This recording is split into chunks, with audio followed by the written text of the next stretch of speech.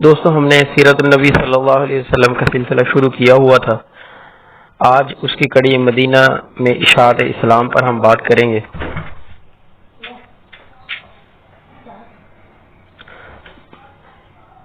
جب آپ صلی اللہ علیہ وسلم مکہ اور طائف والوں سے مایوس ہوئے تو اللہ تعالیٰ نے مدینہ سے اشاعت اسلام کا دروازہ کھول دیا۔ یہ شہر مکہ سے جنوب میں تقریباً 350 میل کے فاصلے پر ہے۔ اس کا آغاز اس طرح ہوا کہ 10 نبی میں قبائل مدینہ اوس و خزرج کے کچھ لوگ حج کے لیے آئے ہوئے تھے، تو آپ صلی اللہ علیہ وسلم نے ان کو بھی اسلام کی دعوت دی۔ یہ لوگ یہودیوں کے ہمسایہ ہونے کی وجہ سے کتب سماوی کا علم رکھتے تھے۔ ابتدا اوس و خزرج کے درمیان مسلسل جنگوں کے نتیجے میں اوس کمزور پڑ گئے اور وفد لے کر قریش کے پاس مدد کے لیے آئے۔ اس سفارت میں ایاس بن معاذ بھی تھے۔ حضرت صلی اللہ علیہ وسلم کا ان کا آنا معلوم ہوا تو ان کو تبلیغ اسلام کی اور قرآن مجید کی تلاوت کی۔ ایاس نے ساتھیوں سے کہا کہ خدا کی قسم، تم جس غرض سے آئے ہو یہ کام اس سے بہتر ہے، لیکن قافلہ کے سالار ابو الحسین نے کنکریاں اٹھا کر منہ پر دے ماری اور کہا، ہم اس کام کے لیے نہیں آئے۔ ایاس ہجرت سے پہلے انتقال کر گئے، لیکن مرتے وقت ان کی زبان پر تکبیر جاری تھی۔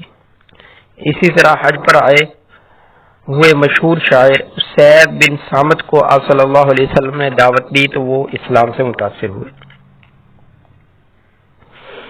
مدینہ میں اشاعت اسلام۔ آپ صلی اللہ علیہ وسلم نے حج کے موقع پر رؤسائے مدینہ کو اسلام کی دعوت دی۔ موجودہ مسجد عقبہ کے پاس آپ صلی اللہ علیہ وسلم کی خزرج کے لوگوں کے ساتھ ملاقات ہوئی تو آپ صلی اللہ علیہ وسلم نے ان کو قرآن مجید کی صورتیں سنائیں۔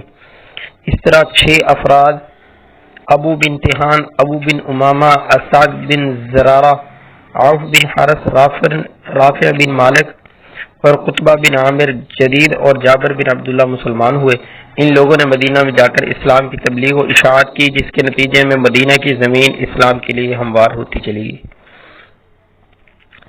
ہجرت نبوت کا 11واں سال۔ اس سال 12 آدمی مدینہ سے آئے، عقبہ کی گھاٹی میں اسلام قبول کیا۔ انہوں نے ایک معلم ساتھ بھیجنے کی فرمائش کی۔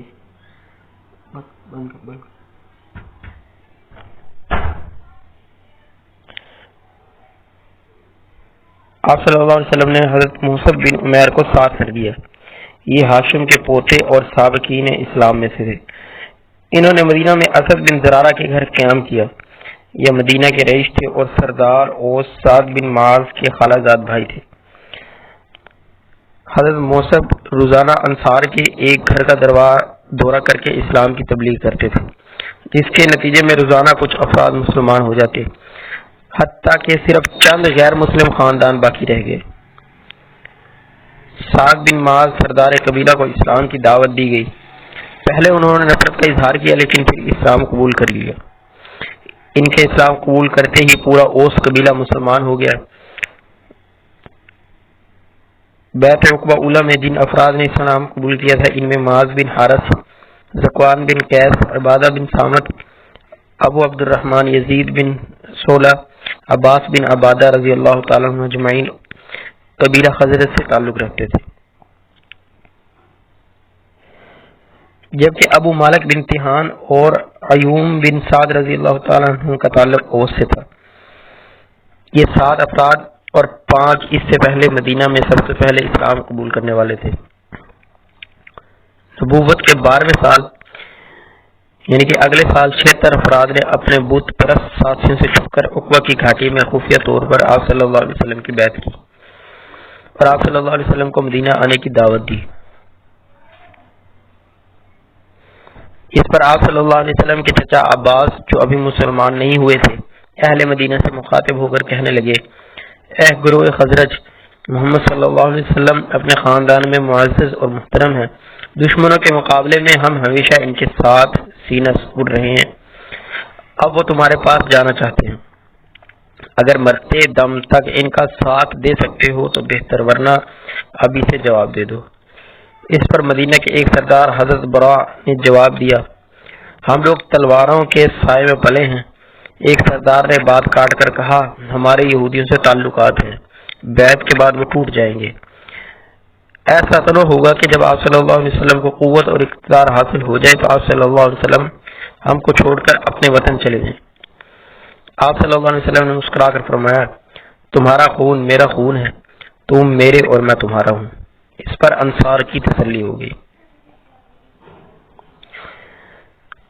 آپ صلی اللہ علیہ وسلم نے اس گروہ میں سے ان کے مشورے سے 12 نقیب مقرر کیے، 3 اوس اور 9 خزرج میں سے۔ اسید بن حفیر، ابو الحسن بن تہان، سعد بن حسیمہ، سعد بن زرارہ، سعد بن ربیع، عبداللہ بن رواحہ، سعد بن عبادہ، منظر بن عمر، برا بن معرور، عبداللہ بن عمر، عبادہ بن سامت، رافع بن مالک رضی اللہ تعالیٰ عنہ اجمعین۔ یہ تمام لوگ رئیس القبائل تھے۔ اوس کے سردار سعد رضی اللہ تعالیٰ عنہ بن معاذ پہلے ہی مسلمان ہو چکے تھے۔ اب سعد بن عبادہ بھی جو خزرج کے سردار تھے مسلمان ہو گئے۔ گویا دونوں قبیلوں کا اسلام لانا اثر من شمس تھا۔ بیعت کی خبر اڑی، لیکن یہ اتنی خفیہ تھی کہ وفد کے دوسرے لوگوں کو اس کی خبر بھی نہ ہوئی۔ اس بیعت کے بعد چوری چھپے مکہ کے مسلمانوں نے مدینہ ہجرت کرنا شروع کر دی۔ اس طرح مکہ میں اسلام کی تبلیغ و اشاعت کا آخری مرحلہ پایا تکمیل کو پہنچا۔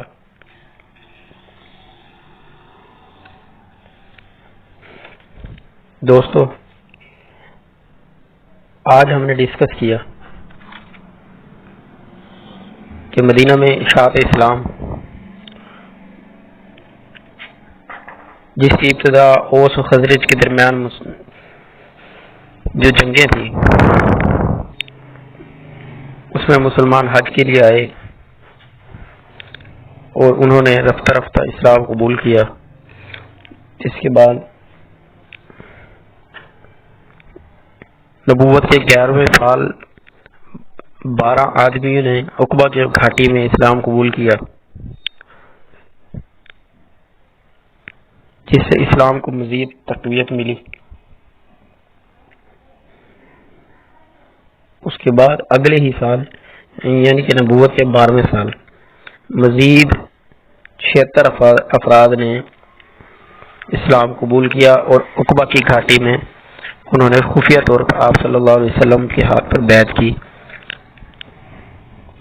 اس بارے میں ہم نے پڑھا۔ اس کے بعد آپ صلی اللہ علیہ وسلم نے اس گروہ کے 12 نقیب مقرر کیے، 3 اوس اور 9 خزرج سے۔ ان کے ناموں کو ہم نے پڑھا۔ آگے ہم انشاءاللہ مدنی زندگی ڈسکس کریں گے۔